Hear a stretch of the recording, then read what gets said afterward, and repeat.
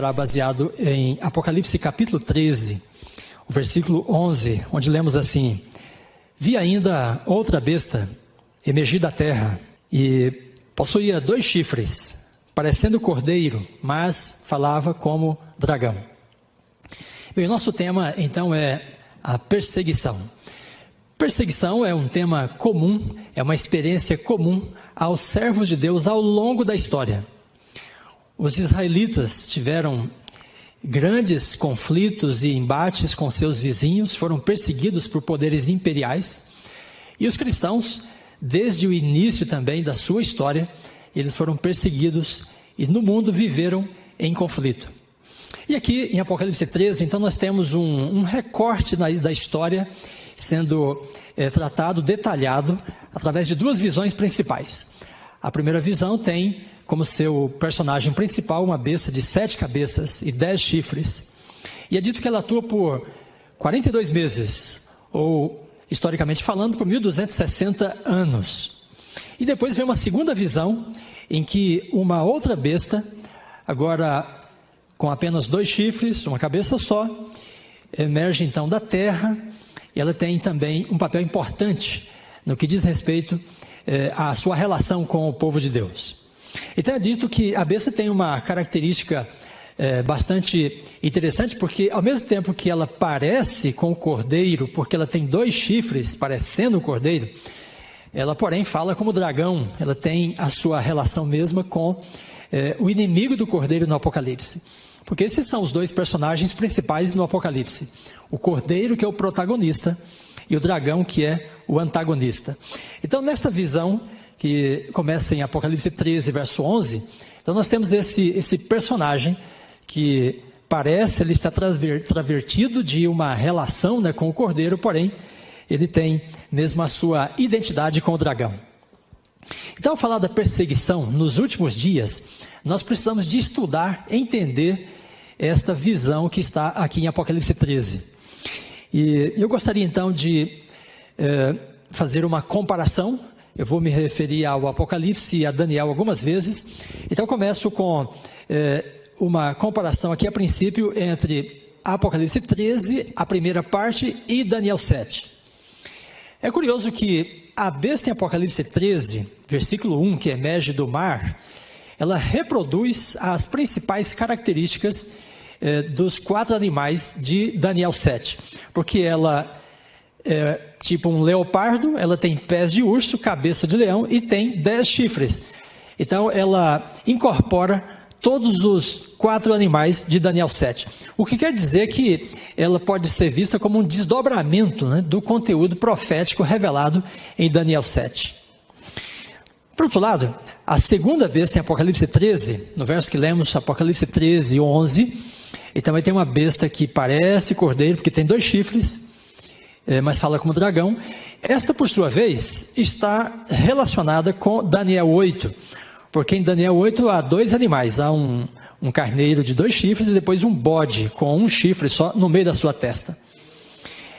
Muito bem, qual é o propósito, né, desta relação entre Apocalipse 13, Daniel 7 e 8? É que esta é uma dica interpretativa que o profeta nos dá. O que significa que quando ele viu, né, a segunda besta que parecia um cordeiro, ela deve ter feito ele se lembrar do carneiro em Daniel 8. Em Daniel 8, o carneiro de 2 chifres representa um poder que é constituído da junção ou união de 2 entidades. E o próprio anjo dá a interpretação para Daniel. Então, os reinos da Média e da Pérsia se juntaram pelo século V a.C., e eles formaram com essa coalizão um poder suficientemente capaz de dominar o império da Babilônia. Então veio a queda de Babilônia em 539, a partir desta força, né, adquirida com a união da Média e da Pérsia. Então o carneiro de 2 chifres representa um poder que resulta, né, se torna forte por causa da aproximação de 2 entidades, 2 poderes civis, políticos. Então Apocalipse 13, ao retratar esta besta, né, parecendo um cordeiro, porque tem 2 chifres, com essa relação que temos com Daniel 7 e 8, João quer dizer para nós que este animal, esta fera que ele está descrevendo, representa um poder que também será resultado da aproximação de duas entidades diferentes. Muito bem, tendo então em mente este contexto da relação de Daniel e Apocalipse, nós vamos dar agora uma olhada no texto de Apocalipse 13, versículo 11 a 18. Então eu quero chamar a sua atenção para os verbos utilizados aqui, inicialmente nos versículos 12 até o 14 e depois do 15 ao 17. E eu quero mostrar para você, através destes verbos que indicam as ações, né, em questão, que nós temos de fato a representação de dois poderes em Apocalipse 13, 11 a 18.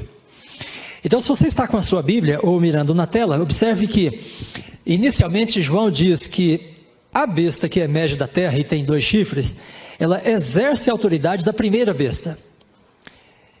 E ela faz com que a terra e os seus habitantes adorem a primeira besta.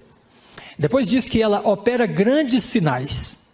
Esta atividade deve ser a atividade principal desta referência aqui à segunda besta.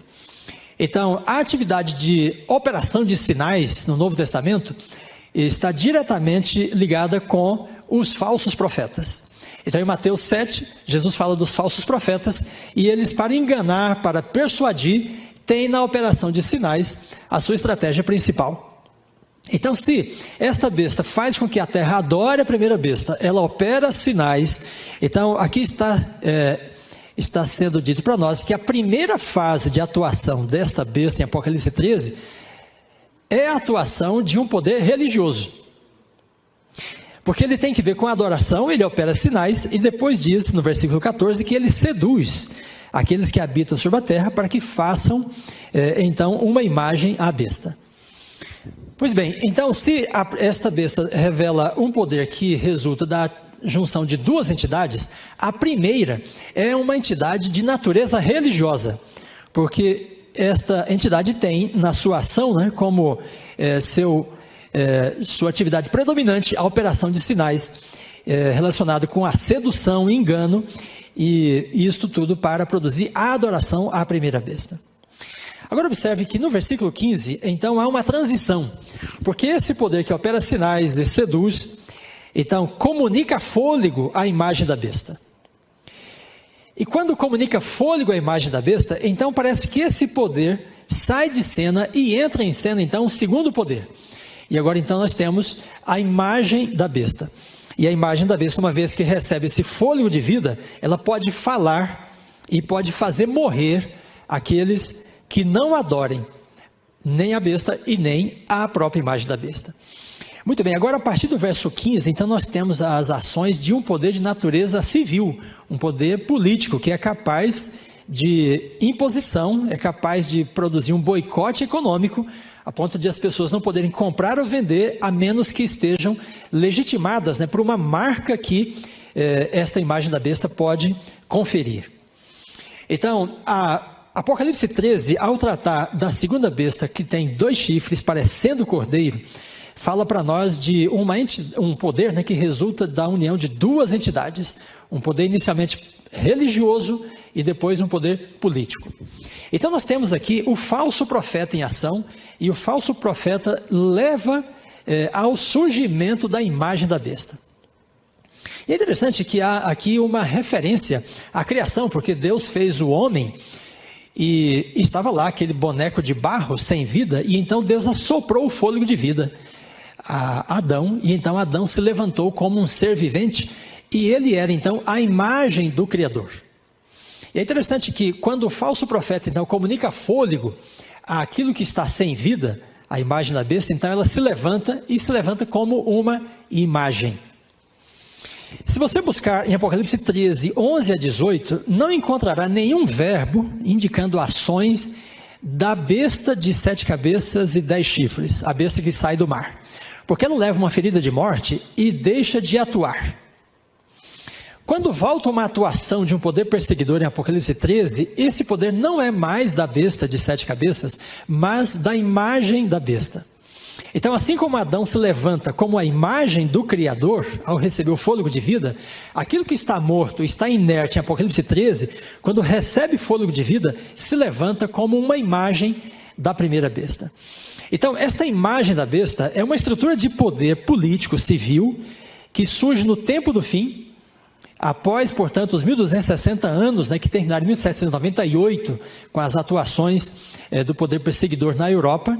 E este poder, então, é uma reprodução, é como se fosse uma imitação da primeira besta. Por isso chama-se imagem da besta.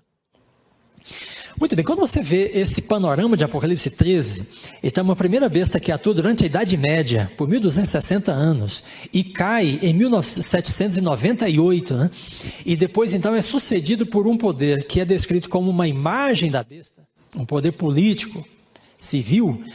Então, a partir deste período do século XVIII, não há outro poder político do mundo capaz de cumprir essas condições, senão o poder do Império Americano.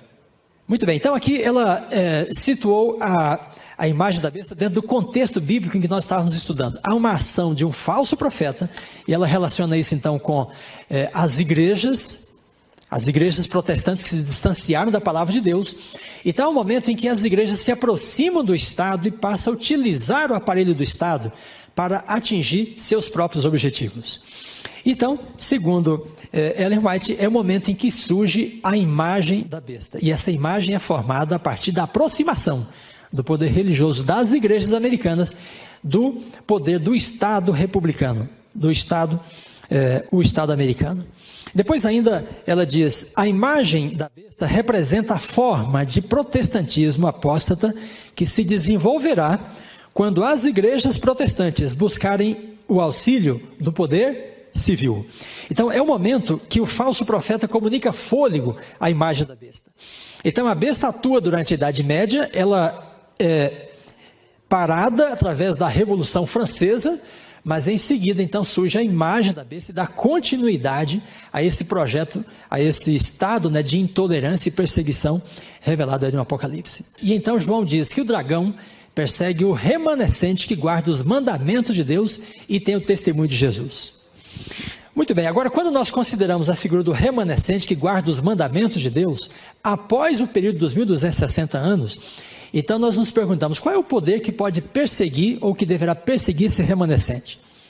Então, de certa forma, João antecipa no capítulo 12, uma previsão, ele faz uma previsão da mesma imagem da besta na figura do dragão, que persegue o remanescente que guarda os mandamentos de Deus. Então essa menção rápida que ele faz em Apocalipse 12 e 17, depois é desdobrada em Apocalipse 13, 11 a 18, com esta visão da imagem da besta, que persegue aqueles que não têm a marca da besta, na sua mão ou na sua testa. E depois vamos ao capítulo 17, e então João fala de um oitavo rei. Então após os 7 primeiros impérios, então ele fala de um último poder ainda que se levanta contra o povo de Deus para impor uma perseguição. Muito bem, agora com esse nosso foco em Apocalipse 12 e 17, 13 versículos 11 a 18 e Apocalipse 17, 11 e 14, o que está sendo revelado aí? Então nós temos uma guerra, primeiro, em que o dragão é o antagonista do povo de Deus no capítulo 12, a imagem da besta no capítulo 13 e o oitavo rei no capítulo 17. Esta é uma mesma guerra, porque aqueles que são descritos como os que guardam os mandamentos de Deus em Apocalipse 12 e 17, é o mesmo grupo que não tem a marca da besta no capítulo 13. E por sua vez, é o mesmo grupo também dos eleitos e fiéis que são antagonizados pelo oitavo rei em Apocalipse 17. Logo, os 3 capítulos nos apresentam nesse quadro para mostrar que o último poder que antagoniza o povo de Deus é chamado de dragão no capítulo 12, imagem no capítulo 13 e o oitavo rei no capítulo 17. Pois bem, por que este poder antagoniza o povo de Deus? Então, Apocalipse 13 nos dá uma informação importante acerca da motivação desse poder. Eu quero trabalhar um pouquinho ela com você nesse momento agora. Então diz que a imagem da besta marca as pessoas, com a marca da besta, com o nome da besta ou com o número da besta. Quando os profetas apocalípticos veem essas bestas, e aqui no capítulo 13, então a besta nomeia as pessoas, então isso indica que ele está distinguindo essas pessoas, marcando-as, nomeando-as, como se elas fossem sua propriedade, como se ele as tivesse tirado, do domínio de Adão para o seu próprio domínio. Então há aqui um antagonismo entre o dragão e as bestas que ele utiliza, os poderes imperiais que ele utiliza, e ele quer dominar sobre essa terra no sentido de exercer autoridade e governo sobre as pessoas. Por isso ele está marcando as pessoas. Mas há um grupo que não recebe essa marca. Há um grupo que rejeita esta marca. E esse grupo então passa a ser antagonizado. Muito bem, Ellen White faz uma afirmação bastante apropriada quando nós lidamos com a motivação do dragão de perseguir o povo de Deus. Qual é a razão, pela qual ele persegue? Porque ele antagoniza tanto o povo de Deus na terra. Muito bem, Jesus disse que por causa do pecado, Adão passa o principado desse mundo para Satanás. Nas palavras dele, ele diz: aí vem o príncipe deste mundo, ele nada tem em mim. Jesus queria dizer: eu estou em harmonia com Deus, e o príncipe desse mundo, que tirou o lugar de Adão, não tem poder sobre mim, não pode exercer autoridade sobre mim. Então o diabo é o príncipe desse mundo. E aí Ellen White, então, no livro Grande Conflito, página 582, ela fala um pouco sobre a trajetória, a escalada do conflito de Satanás, de Lúcifer, contra Deus desde o princípio. E ela então sinaliza, aponta qual é o ponto da discórdia entre Lúcifer e Deus. Então diz ela assim: desde o início do grande conflito no céu, tem sido o intento de Satanás subverter a lei de Deus, enganando os homens e levando-os assim a transgredir a lei de Deus. O último grande conflito entre a verdade e o erro, olha só, não é senão a luta final da prolongada controvérsia relativa à lei de Deus. Isto significa, amigos, que Satanás pretende ter o principado deste mundo e ele não quer permitir que aqui no seu principado a lei de Deus seja vindicada. Ele estabeleceu a sua própria lei, sua própria constituição, suas normas. E qualquer grupo que reivindique uma outra norma pertence, portanto, a um outro governo, tem um outro Deus, e então será antagonizado pelo príncipe desse mundo. E quando ele consegue utilizar o império, ele fará uma lei para tentar fazer com que seja ilegítima a presença dessas pessoas no seu principado. Então, um antagonismo de Satanás contra Deus se deve ao fato da lei de Deus. Ele acusou a Deus de ser injusto, de ter uma lei arbitrária, autoritária. E então, quando essa lei é vindicada na terra por uma comunidade, uma família, uma congregação, isso desperta a ira do dragão. Por isso o dragão está irado em Apocalipse 12, porque há uma comunidade representada pela mulher, a mulher em Apocalipse 12, que guarda os mandamentos de Deus. E portanto ela está sob a ira de Satanás. Muito bem, então aí nós temos uma base bíblica para compreender a questão da perseguição. Por que que o povo de Deus é perseguido no mundo? Porque na verdade este povo não é deste mundo. Este povo tem uma outra cidadania, tem uma outra lei e obedece a um outro governo, a um outro príncipe, aquele que é o verdadeiro. Mas nesta terra, cujo principado está nas mãos do inimigo de Deus, então uma outra lei é colocada, um outro governo estabelecido e uma outra cidadania é dada. Então quando a besta marca as pessoas, isso significa que ela está conferindo uma cidadania e uma legitimidade para aqueles que podem viver em segurança no seu principado. Então, amigos, nós temos aqui a revelação, não só de um conflito, mas da motivação para este conflito. O povo de Deus, na verdade, é uma comunidade que está estabelecida na terra, porém, num principado que está sob a intervenção de um poder inimigo, o poder de Satanás. Eu gostaria, então, agora de passar a uma segunda etapa em que eu quero mostrar para você um fundamento ou uma perspectiva histórica desse tema da perseguição. Então, através de Daniel e Apocalipse, nós tivemos esta visão em que compreendemos que o povo de Deus é perseguido na terra porque o povo de Deus está no principado do inimigo de Deus. O próprio Jesus reconheceu esse principado. Ele não é legítimo, mas ele está estabelecido aqui. Então, Satanás utiliza os poderes imperiais, como ele utilizou o Egito, a Síria, a Babilônia, a Pérsia, a Grécia, a Roma, para antagonizar o povo de Deus que vindica a lei de Deus aqui no planeta Terra. Então agora eu quero mostrar para você alguns dados históricos, né, desta perseguição, para você entender por que ela ocorreu, quando ocorreu e por que é que nós entendemos que ela pode ocorrer novamente. O primeiro ponto está no livro de Esther. Então no livro de Esther nós temos o conflito entre Amã e Mardoqueu. Amã é um ministro da Pérsia. E ele tem uma questão contra os judeus, porque os judeus têm costumes diferentes. Então Amã chega para o rei Assuero, isso está na narrativa de Esther capítulo 3, e então ele apresenta uma queixa, ou uma suspeita, né, para Assuero. E ele diz assim: olha rei, existe espalhado, disperso entre os povos, em todas as províncias do teu reino, um povo cujas leis são diferentes das leis de todos os povos, e que não cumpre as leis do rei, pelo que não convém ao rei tolerá-lo. Se bem parecer ao rei, decrete-se que sejam mortos. Aí veja então, diz o livro de Esther, o rei Assuero tirou o anel da sua mão e deu-o a Amã, filho de Amedata, o Agagita, adversário dos judeus. Muito bem, então aqui nós temos neste contexto da Pérsia, um conflito que se desencadeia contra o povo judeu, e o motivo desse conflito é claramente dado.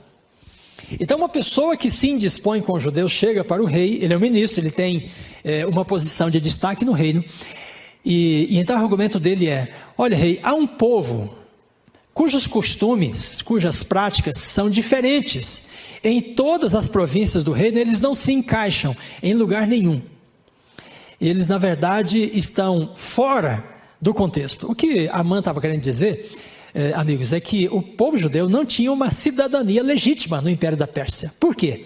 Porque eles guardavam uma lei que os tornava diferente de todos os demais povos. Agora preste bem atenção nesse ponto. Amã não estava acusando os judeus de não matar, não roubar, não adulterar, não mentir, desonrar os pais, porque estas eram leis persas também.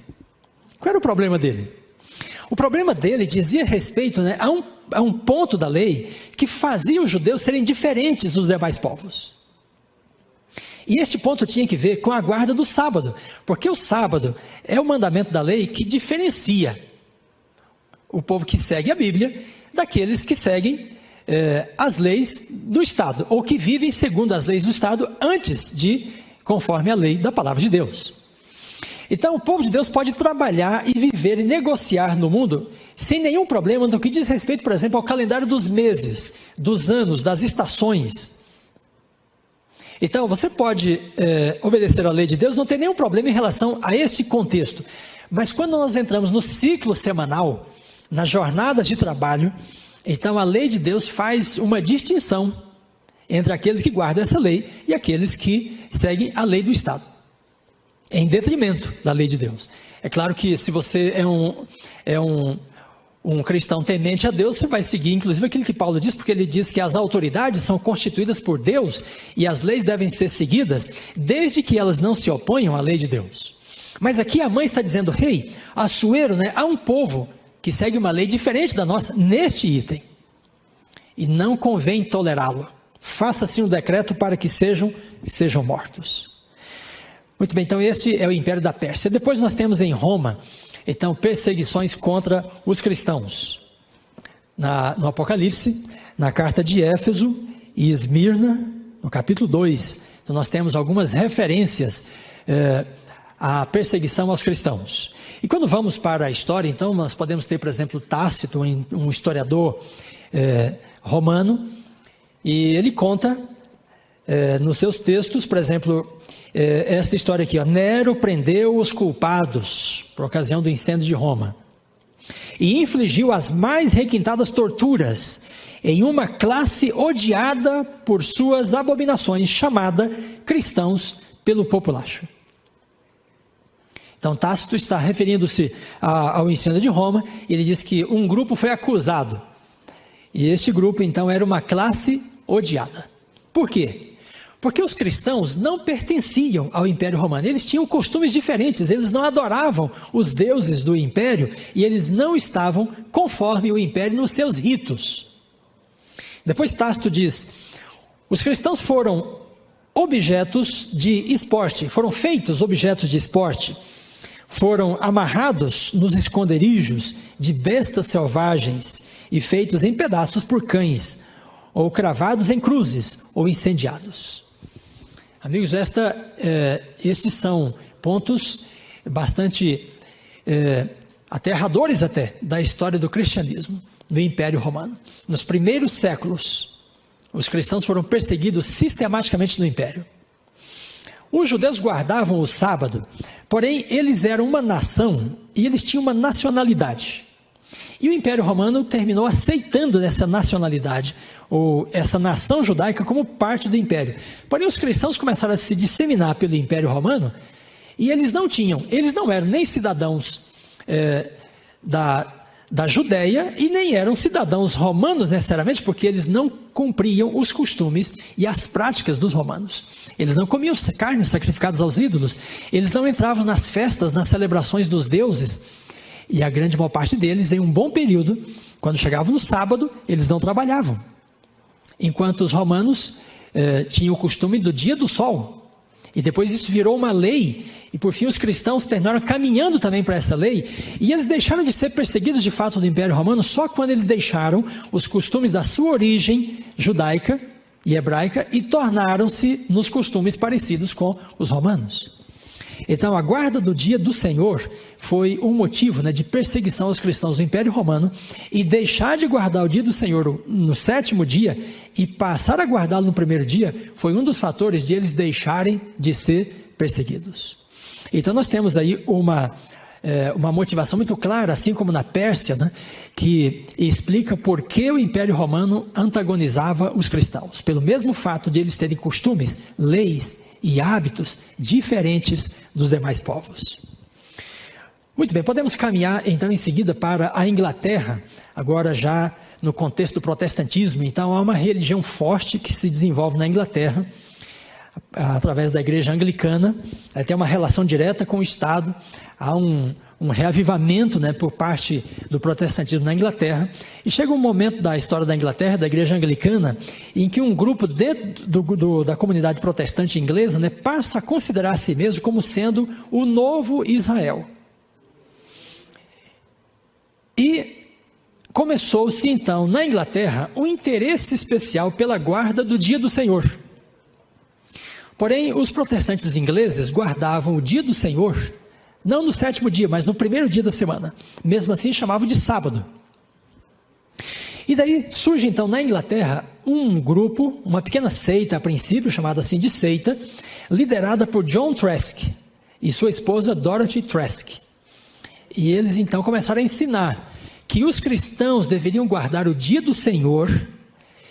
E como os ingleses consideravam que eles eram o novo Israel, em substituição ao antigo Israel, então Trask dizia, nós temos de guardar o dia do Senhor, que é o sinal da aliança de Deus com o seu povo. Mas ele dizia, não no primeiro dia da semana, como os católicos guardam, mas no sétimo dia, como a Bíblia diz. Bem, amigos, e aí então uma perseguição, um regime de intolerância é imposto sobre o grupo, liderado por John Trask. Então, diz o autor Douglas, nesse texto, The Sabbath in Puritanism, que em 19 de junho de 1618, John Trask foi sentenciado a ser, olha só, chicoteado, ridicularizado, mutilado e condenado à prisão perpétua por conspiração. Então, por ensinar que o povo de Deus devia guardar o dia do Senhor no 7º dia, ele foi sentenciado à prisão perpétua na Inglaterra do século 17. Ele era líder de uma seita de separatistas, assim considerados extremistas, que acreditavam que as leis do Antigo Testamento ainda eram vigentes para os cristãos. E amigos, você que nos acompanha por todas as redes sociais e está nesse momento também entendendo um pouco mais das profecias, olha só, John Trask desistiu da prisão. Por um longo período de tempo ele ficou preso, mas renunciou às suas crenças. Porém, a sua esposa permaneceu firme, e até a sua velhice, ela ficou presa, por causa do dia do Senhor. Então, o que estava acontecendo na Inglaterra? A mesma coisa que aconteceu no Império da Pérsia de Assuero e Amã, a mesma coisa que ocorreu no Império Romano com os cristãos.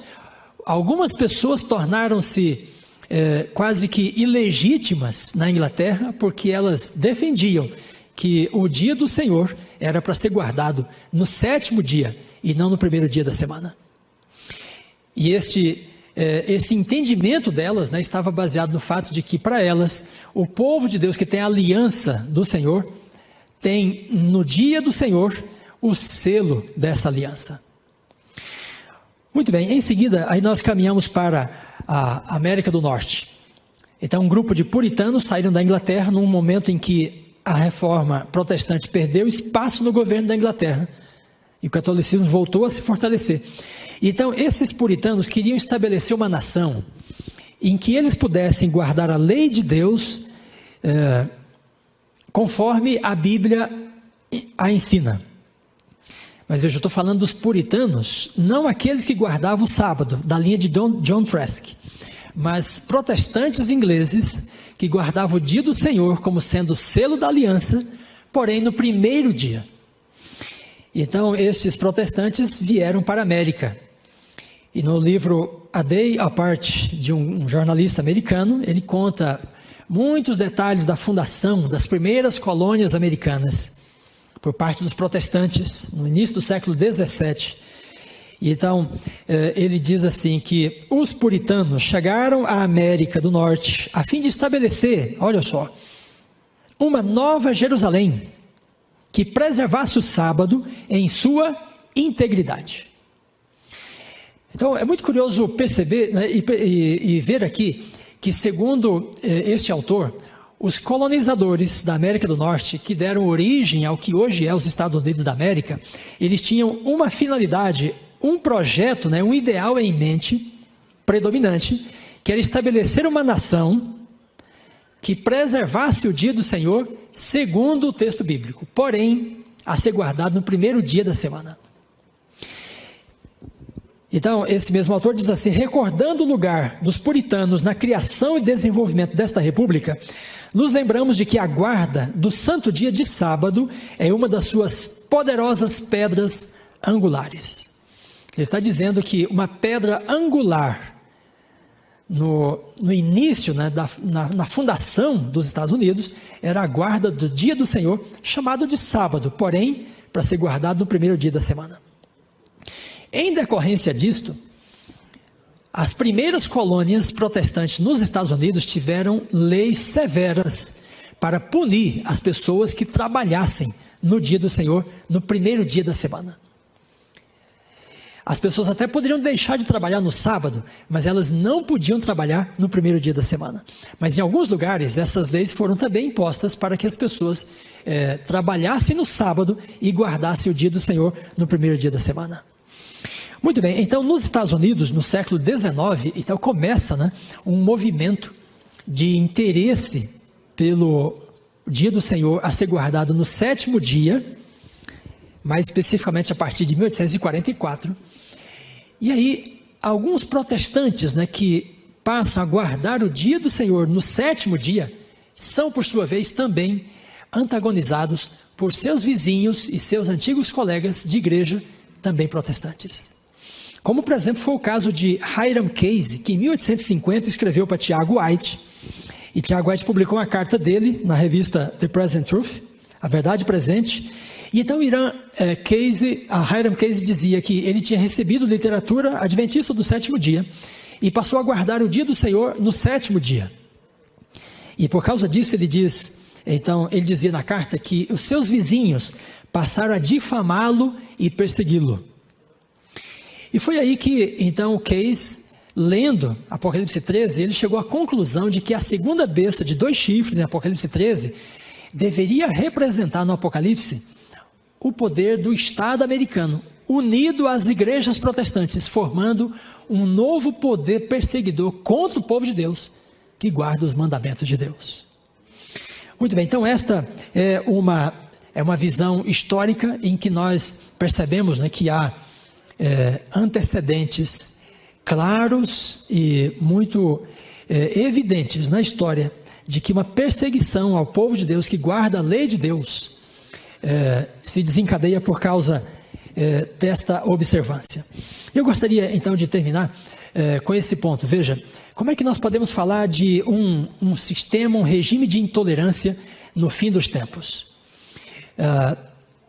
Por parte de um decreto dominical. Em algum momento essas leis poderão ser retomadas, elas existem nos Estados Unidos, elas estão fora de vigência, mas elas poderão ser retomadas desde que haja uma motivação para isso.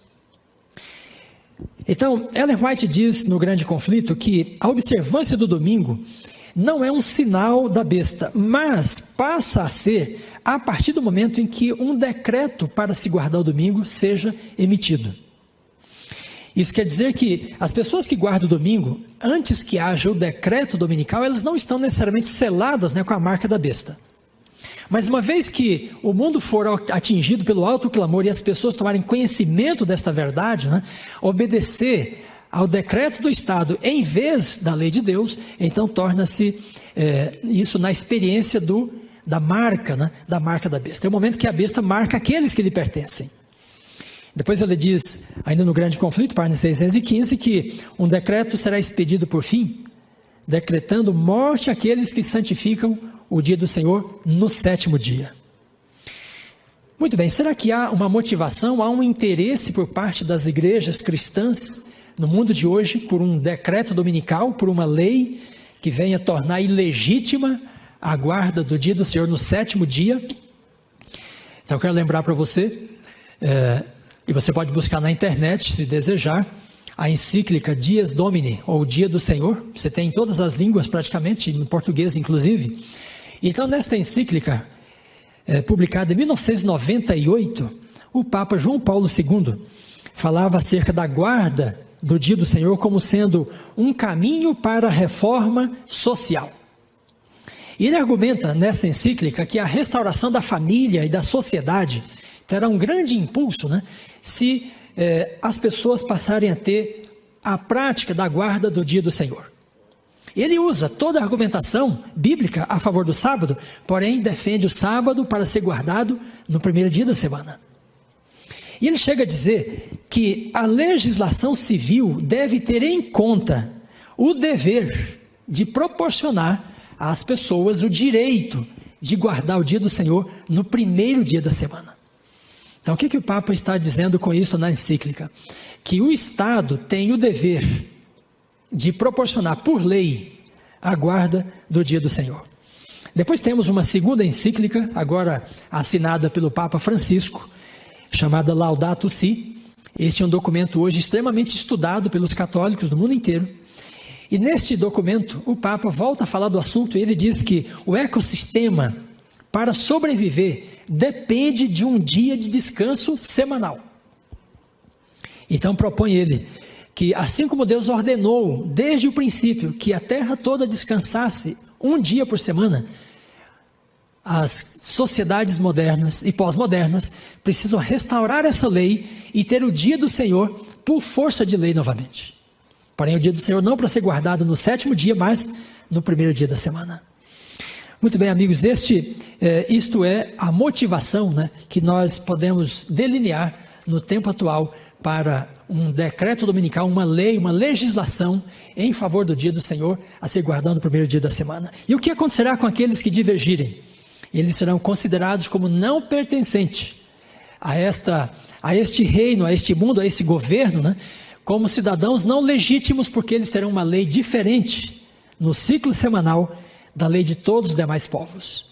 E assim como ocorreu na Grécia, então uma nova intolerância poderá se levantar contra aqueles que vindicarem a lei de Deus no principado desta terra. Muito bem, quando esta situação se colocar, o povo de Deus será novamente perseguido, como foi na Pérsia, como foi no Império Romano, como os guardadores do sábado no 7º dia foram perseguidos na Inglaterra, e como alguns foram perseguidos também nos Estados Unidos. Porém, esta será uma situação, esse será um contexto global em que toda a terra será marcada, né, por esse regime da imagem da besta, e a imagem da besta vai caracterizar, vai distinguir, vai nomear, vai separar aqueles que têm uma cidadania legítima, porque estão segundo a lei do Estado, e aqueles que eventualmente não tenham uma cidadania legítima e, portanto, deverão estar fora da proteção da lei do Estado. O que vai resultar, portanto, numa perseguição, num regime de intolerância. Amigos, os servos de Deus enfrentarão tempos difíceis. E diz Ellen White, os amados de Deus passarão dias penosos, presos em correntes, retidos pelas barras da prisão, sentenciados à morte. Porém, neste contexto, o Senhor se levantará em defesa do seu povo, que vindica a sua lei. Isaías diz, o Senhor fará ouvir a sua voz majestosa, e fará ver o golpe do seu braço, que desce com indignação e ira, e um cântico haverá entre vós, como na noite em que se celebra uma festa santa. Na segunda vinda, o Senhor vem para vindicar, ou para exaltar aqueles que vindicaram a sua lei no principado deste mundo. Que Deus te abençoe, que Deus te ilumine, que você não tema a perseguição, que você não tema a intolerância, mas fique firme no seu propósito, de todo o seu coração, obedecer a palavra de Deus, seguir o conselho do Eterno, porque aqueles que estão com Deus, estes serão vencedores, e Jesus vem para tomá-los para si, para a nova terra e o novo céu. Que Deus te abençoe, que Deus te ilumine, e que você esteja firme nessa esperança e nessa certeza, de que você é um cidadão do reino de Deus, e Deus vai vindicar aqueles que lhe pertencem. Amém.